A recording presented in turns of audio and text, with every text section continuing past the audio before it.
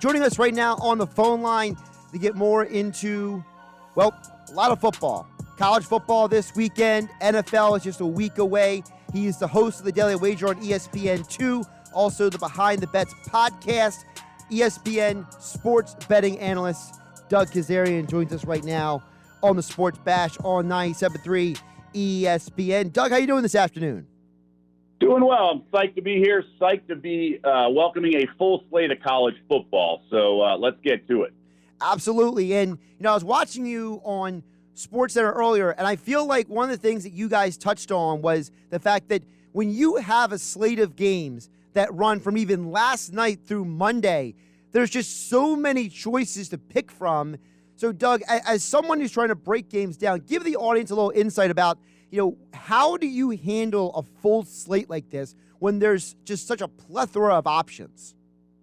Well, I think that's the beauty. It can be a gift and a curse. The curse, I guess, to your point, is it feels overwhelming, right? There's a lot on the menu, but stick to what you know. And given that there's like an arms race right now amongst gaming operators to get client retention, right? They want you. That's why they have all these crazy promotions like John Rahm, has a lead in the third round of a golf tournament and gets COVID, and then all of a sudden, they're reimbursing tickets and things like that. They want bettors because they play in the long game. Well, by doing that, they want to appeal to bettors' interest, and by doing that, they're offering a lot of options. So use that to your advantage. If there are a lot of options offered, really isolate your handicap. If you think something's going to happen, try to find a bet that is the largest representation of that bet. For example, I know a lot of sharp people on the over in the Bowling Green Tennessee game tonight, and they're just talking about Tennessee should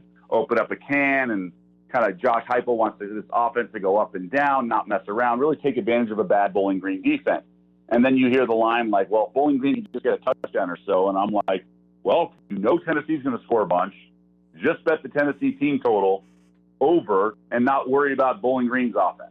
So if you can really isolate whatever you think is right, whether it be a passing yards of Tom Brady or whatever it may be, and you want to isolate what you think is the best sort of angle you have, there are ways to bet it because the expansive menus offered these days. You mentioned the Tennessee game today. Another game that I'm focusing on tonight that I'm curious about because I've heard two different sides of this game. It's just the UCF Boise State, Doug. On one hand, I'm hearing, hey, Boise State has to go to UCF, deal with the heat.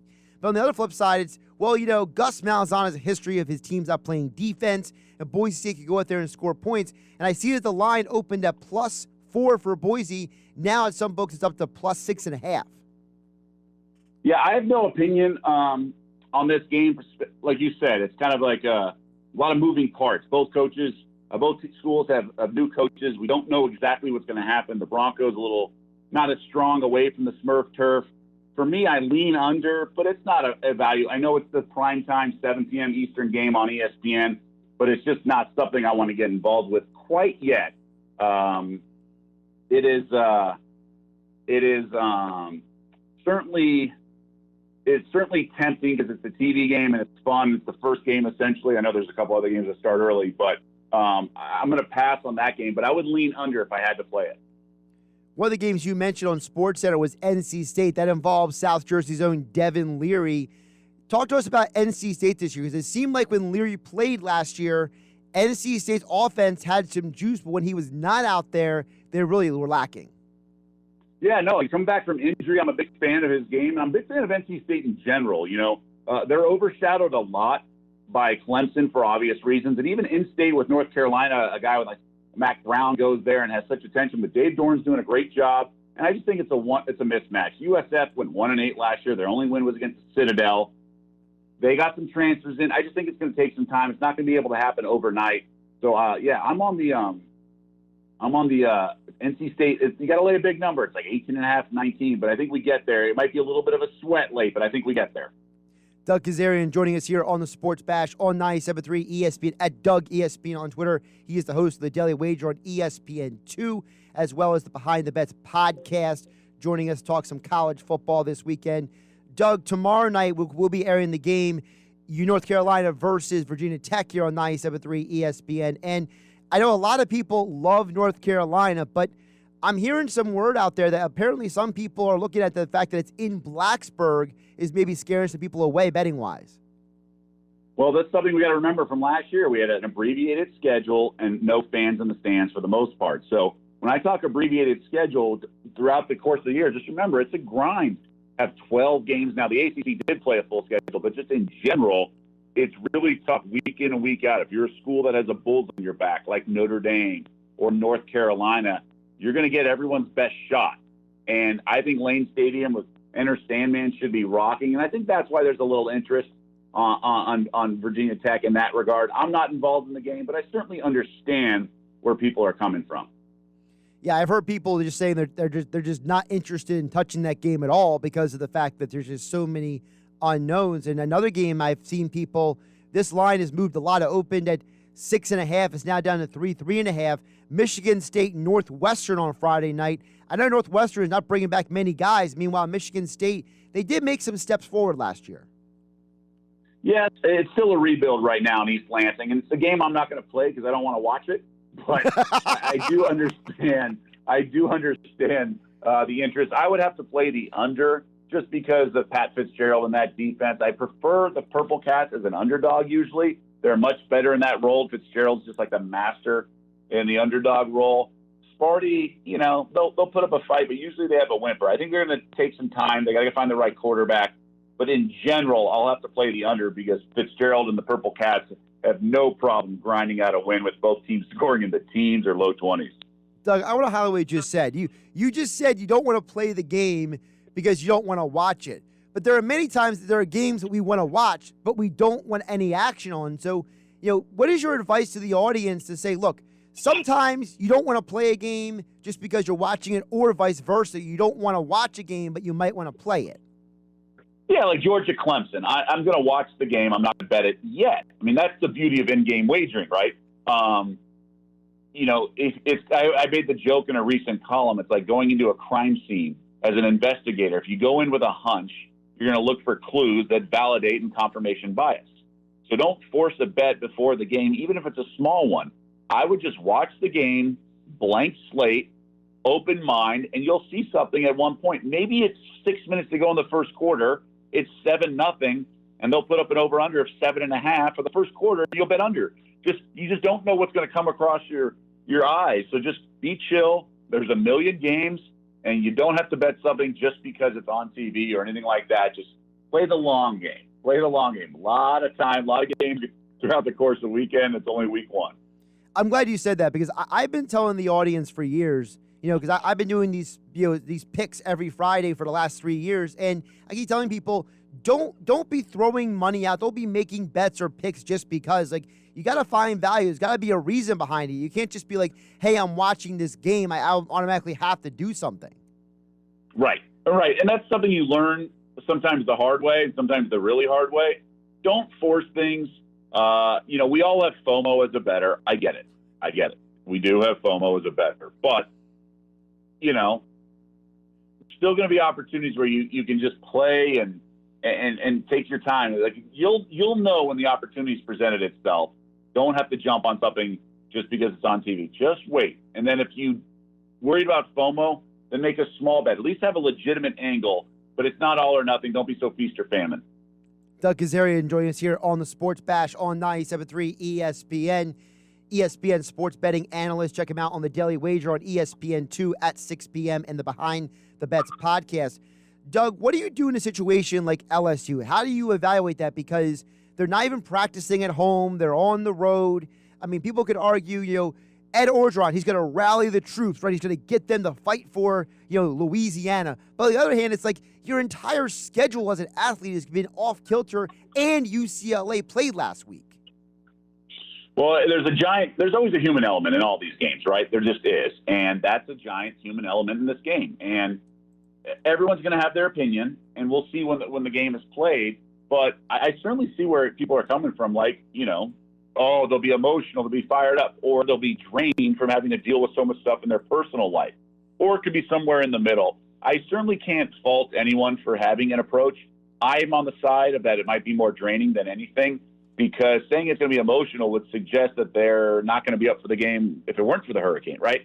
you have to remove that. So that line of thinking is a little flawed. I just think there's an advantage with UCLA in this spot, but I also think, LSU might be ready for this game. I like the Bruins in the points. I have +4 already. I missed 4.5, but I certainly couldn't fault anyone because the SEC has certainly delivered in these situations, and the Pac-12 has certainly laid some eggs in the past. Doug, I am famous or infamous, depending on who you ask among our listeners, about betting Army and Navy almost every single week, all the time with picks. What is your perspective on the military academies? Because I think sometimes there's some incredible value to be had there.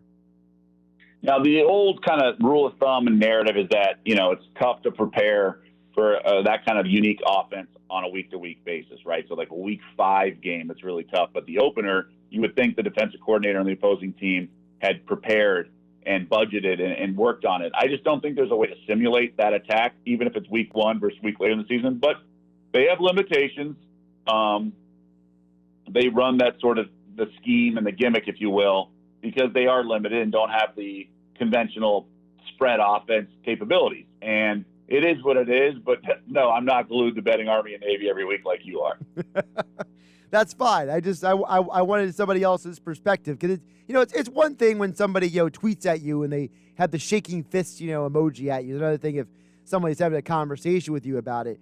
Doug, what's a team that's playing in the next few days this weekend that you're keeping an eye on for the full season? Maybe you don't want to throw anything down on them this weekend, but you're keeping a close eye on about what they do this weekend that could play out for the rest of the year.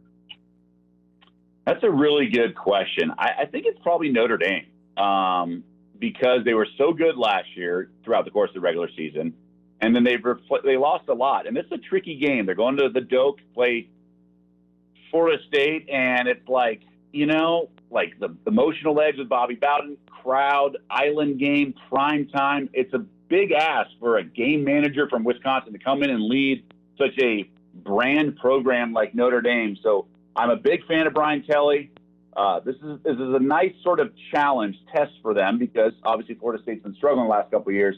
They can go in and take care of their business. That'll be a nice little win for them. I'm curious how it all plays out throughout the course of the season because there's some opportunities to bet on them and against them. I'm going to keep an eye on Notre Dame this weekend. You mentioned the quarterback, Jake Cohen. Who is another quarterback that intrigues you this college football season that's either like a transfer or a new starter?